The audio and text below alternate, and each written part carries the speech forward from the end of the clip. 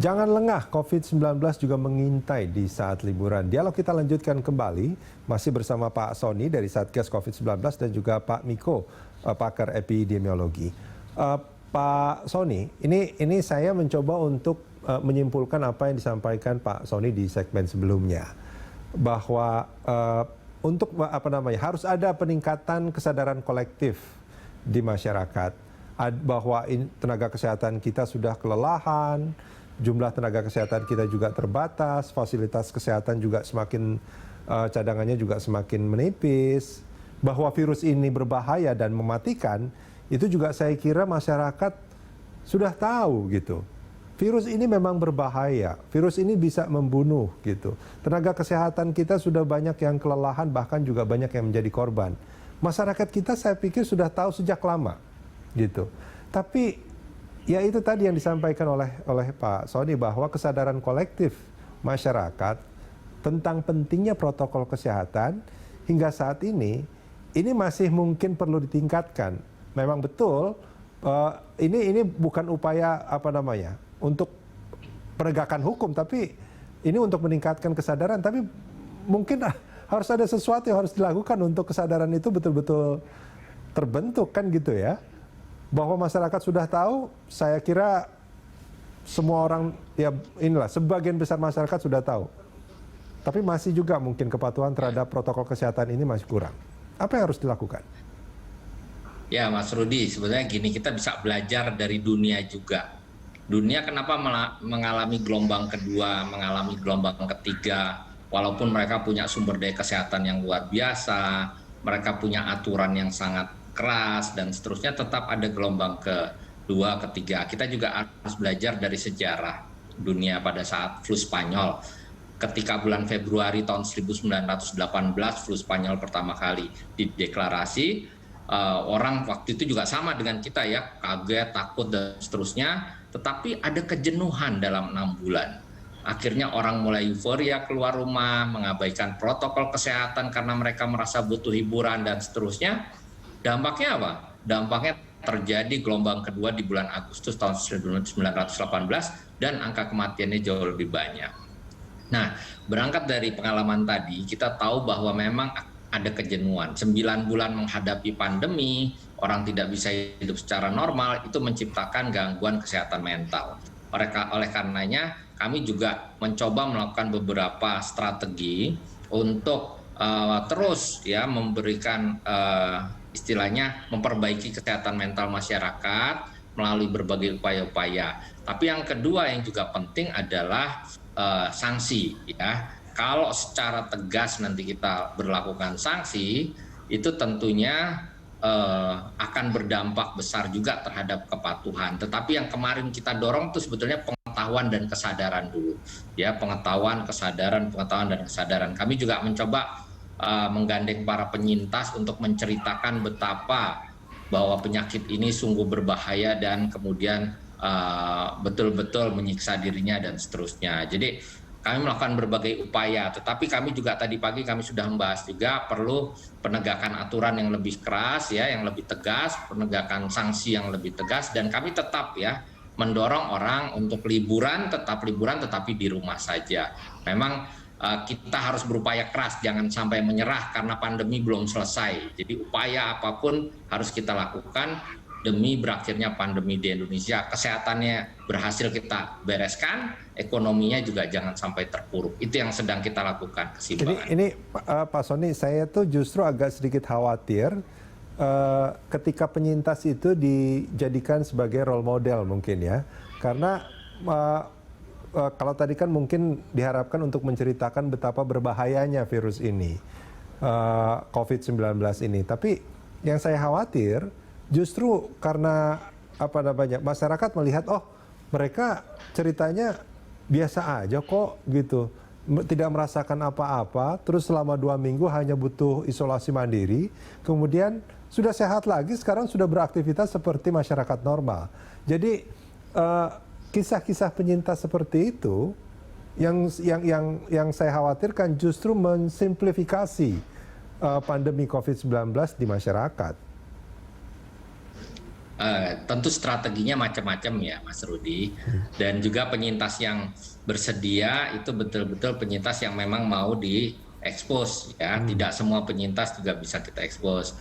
Lalu kita juga mencoba menghilangkan stigmatisasi, ini juga penting ya. Ternyata orang tuh banyak yang tidak mau dites. Tadi Pak Miko udah jelaskan ya, tracing kita atau telusur kita itu mengalami kendala. Kalau satu orang terkonfirmasi positif kan harusnya 30 orang yang pernah kontak erat tuh kita kejar ya, kita trace, kita telusur. Tapi faktanya kan sekarang turun, bukan karena kemampuan tracing kita yang rendah, tetapi ada penolakan. Ya, penolakan ini muncul, orang nggak mau dites itu salah satunya karena ada stigmatisasi. Nah, kita mencoba juga menghilangkan stigmatisasi melalui cerita penyintas tadi. Nah, kemudian juga strategi yang lainnya jelas ya, kita mencoba mendorong pemahaman orang tentang penyakit ini lebih baik lagi. Makanya kami mengeluarkan 78 bahasa daerah untuk pedoman perubahan perilaku. Bahasa itu sangat penting untuk membangun komunikasi yang efektif. Nah, sehingga kami menggunakan bahasa-bahasa lokal, sehingga masyarakat juga lebih paham tentang apa itu COVID-19, risikonya, bagaimana pencegahannya, dan seterusnya. Jadi kami melakukan dengan berbagai cara. Kami juga mengajak para tokoh agama beberapa hari ini, tokoh masyarakat, untuk memberitahukan kepada masyarakatnya agar mematuhi protokol kesehatan atau mengambil tindakan-tindakan yang tepat selama masa pandemi ini. Seperti misalkan memilih liburan di rumah saja dan seterusnya. Tentu upayanya banyak sekali, Mas Rudi, yang kami lakukan. Nah, kombinasi upaya ini tentu perlu didukung oleh semua pihak ya. Pemerintah nggak mungkin menyelesaikan ini sendiri. Para epidemiolog juga telah berkata atau bersuara dengan sangat keras gitu tentang potensi penularan yang luar biasa. Tapi kalau masyarakatnya juga kemudian abai, tidak mendukung ya, nah maka akan terjadi ledakan kasus yang luar biasa, dan tentunya ini akan menyulitkan kita juga untuk mengendalikan. Kalau hanya sangat besar kan pengendaliannya menjadi lebih sulit tentunya. Oke. Baik, saya ke Pak Miko. Pak, ini sebetulnya tadi yang disampaikan sama Pak Sony, sebetulnya banyak yang sudah dilakukan oleh pemerintah, bahkan mencoba untuk mengubah perilaku masyarakat yang sekarang mungkin agak abai, kesadaran kolektifnya juga mungkin kurang. Tapi ini artinya gini, kalau menurut Pak Miko sebagai pakar epidemiologi, apakah yang dilakukan oleh pemerintah selama ini dan yang akan dilakukan nanti, seperti yang disampaikan sama Pak Sony itu, ini akan betul-betul berdampak signifikan terhadap upaya kita untuk mengendalikan pandemi COVID-19? Atau sebetulnya karena ada kendala, kan nggak ada yang bilang begini, nggak mudah untuk mengubah orang menjadi sadar terus patuh dalam waktu yang relatif singkat sebetulnya. Dan kalau kita bicara soal pandemi, rumusannya dulu di awal-awal itu hanya satu kuncinya.